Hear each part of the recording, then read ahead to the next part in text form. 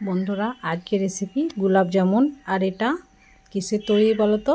এটা হচ্ছে আটার তৈরি, কোনো রকম ছানা ছাড়াই 1 কাপ আটাতে আমি 1 কেজি গোলাপ জামুনের রেসিপি নিয়ে তোমাদের কাছে হাজির হয়েছি। তো চলো, এর জন্য আমি কি কি উপকরণ নিয়েছি সেটা প্রথমেই তোমাদের কাছে বলে দিই। প্রথমে একটা বড় নিয়েছি প্লেট। এই প্লেটের মধ্যে 1 কাপ পরিমাণ আমি আটা দিয়ে দিলাম। তো আটা দেওয়ার পর এখানে হাফ কাপ পরিমাণ দিয়ে দেবো গুঁড়ো দুধ। এতে স্বাদটা খুব সুন্দর আসে তার জন্য। তো বন্ধুরা দেখো, আমি গুঁড়ো দুধটাও দিয়ে দিয়েছি। এরপর এখানে আমি দেবো হাফ চামচের মতো বেকিং সোডা। বেকিং সোডা দিলে এটা নরম তুলতুলে হবে মিষ্টিটা। এরপর ভালোভাবে সমস্ত উপকরণ আমি মিক্স করে নিচ্ছি।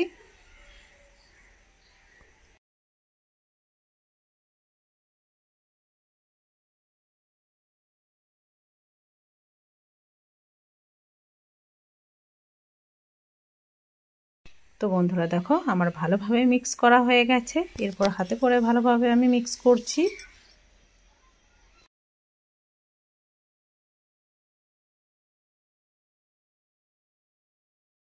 এরপর এখানে লাগবে একটা ডিম। এই ডিমটাকে আমি একটা ছোট্ট বাটির মধ্যে ভালোভাবে ফেটিয়ে নেব। তো বন্ধুরা, গোলাপ জামুনের মধ্যে ডিম দিলে ডিমের গন্ধ কিন্তু আসবে না, একদম পুরো অন্যরকম লাগবে খেতে। আর দিয়ে দিচ্ছি কিছুটা পরিমাণ এখানে তেল। এরপর ডিমটাকে ভালোভাবে মিক্স করে নেব। তো ডিমটা যখন ভালোভাবে মিক্স করা হয়ে যাবে তখন এর মধ্যে আমি অল্প অল্প করে দিয়ে একটা ডো বানিয়ে নেব।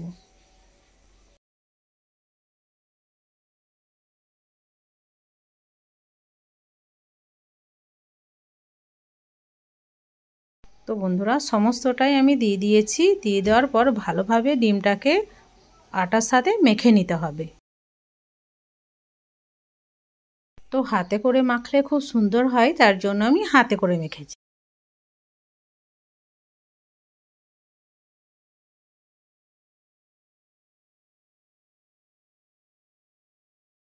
তো একটা পর্যায়ে ডোটা ঠিক এই রকম হবে।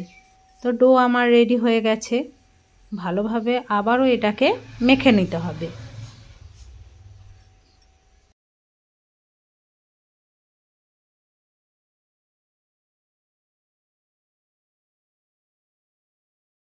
তো বন্ধুরা আরেকটাকেও বানিয়ে দেখাচ্ছি। দেখো, একটু ডো নিয়ে ভালোভাবে আমি হাতে করে ঘুরে ঘুরিয়ে ঠিক গোল করে নিয়েছি।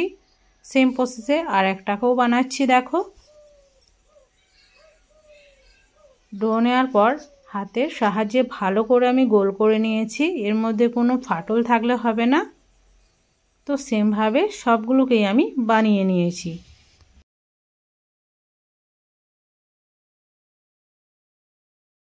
তো বন্ধুরা দেখো, আমার সবগুলোই বানানো হয়ে গেছে। আর আমি এগুলোকে একটু বড় সাইজেরই করেছি। তো চলো গ্যাস ওভেনের কাছে চলে যাই। যেহেতু এইগুলো ভেজে নিতে হবে, তাই গ্যাস ওভেনের ওপরে একটা কড়াই চাপিয়ে এর মধ্যে আমি দিয়ে দিয়েছি তেল।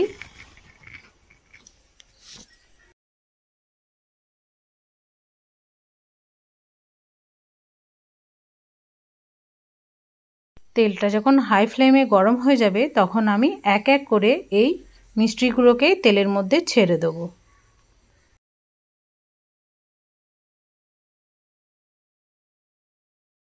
তো বন্ধুরা দেখো, আমি তেলের মধ্যে এগুলোকে ছেড়ে দিচ্ছি।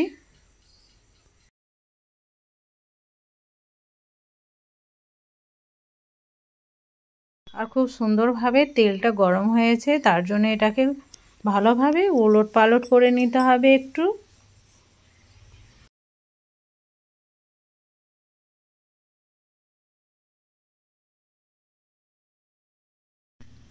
তো বন্ধুরা দেখো, আমি এটাকে ভালোভাবে নাড়িয়ে নিচ্ছি, না হলে তলাতে ধরে যেতে পারে, তার জন্য।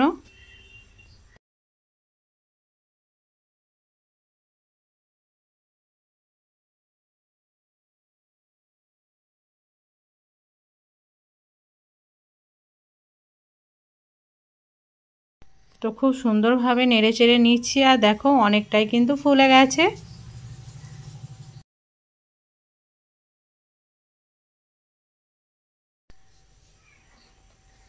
তো হালকা হাতে শুধু এগুলোকে একটু উলটপালট করে নিতে হবে।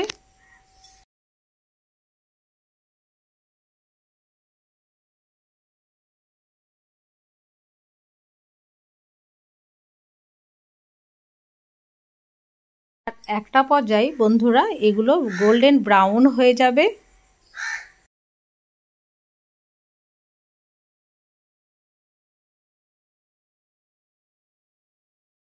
তো বন্ধুরা দেখো অনেকটাই কিন্তু লাল লাল হয়ে গেছে।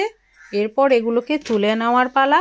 তাই আমি তেল ঝরিয়ে এগুলোকে তুলে নেবো একটা প্লেটের মধ্যে। সবগুলোকেই সেম প্রসেসে তেল ঝরিয়ে তুলে নিতে হবে।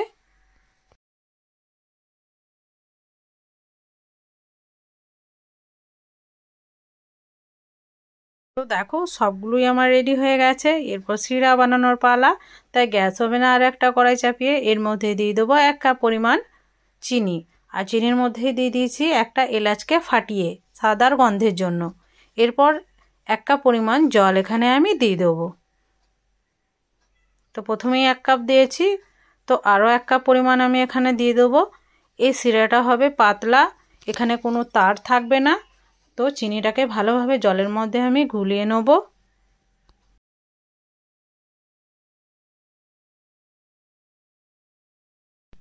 তো বন্ধুরা দেখো চিনিটা এবার গলে গেছে, মানে গলে আসছে। আরও একবার ভালোভাবে এটাকে আমি নাড়িয়ে নেব।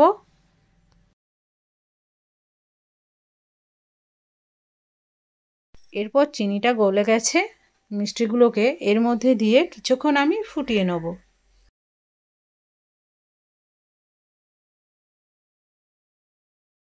তো তার আগে ভালোভাবে এটাকে নেড়ে নেব। এরপর ঢাকা দিয়ে দেবো আমি।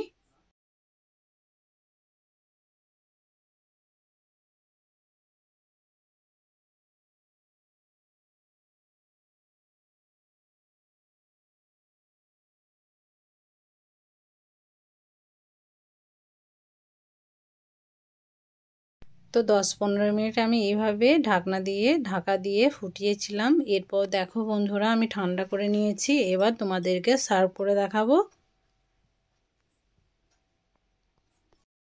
তো একটা প্লেটের মধ্যে আমি এগুলোকে তুলে নিচ্ছি। তো বন্ধুরা আটা দিয়ে যে এত সুন্দর গোলাপ জামুন হয় না দেখলে তোমরা বিশ্বাসই করবে না। নিশ্চয়ই বুঝতে পারলে আমি কেমনভাবে খুব সহজ পদ্ধতিতে তোমাদেরকে ভিডিওটা দেখালাম। তো বাড়িতে অবশ্যই এইরকমভাবে গোলাপ জামুন তৈরি করে বাড়ির সদস্যদেরকে খাও, আর তুমি একদম প্রশংসা নিয়ে নাও। এতটা সুন্দর হয় খেতে, কি বলবো তোমাদেরকে।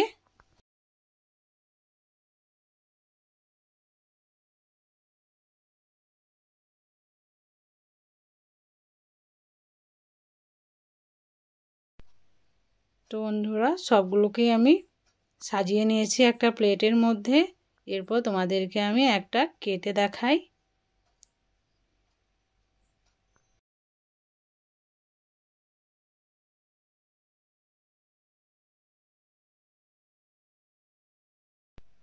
যেমন নরম তুলতুলে তেমনি কিন্তু স্বাদে ভরপুর এই আটার গোলাপ জামুন।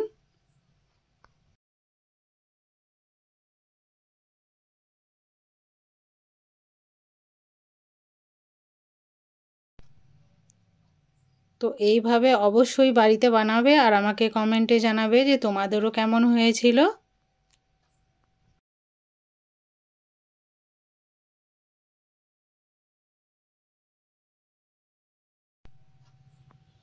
তো দেখো বন্ধুরা আমি কেটে দেখাচ্ছি তোমাদেরকে।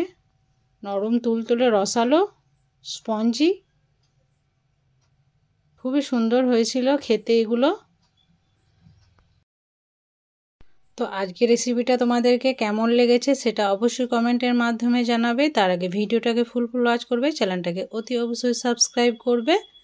তো আজকের মতো বিদায় নিচ্ছি। ভালো থাকবে, সুস্থ থাকবে, আর পরবর্তী ভিডিওর জন্য অবশ্যই কিন্তু অপেক্ষা করবে।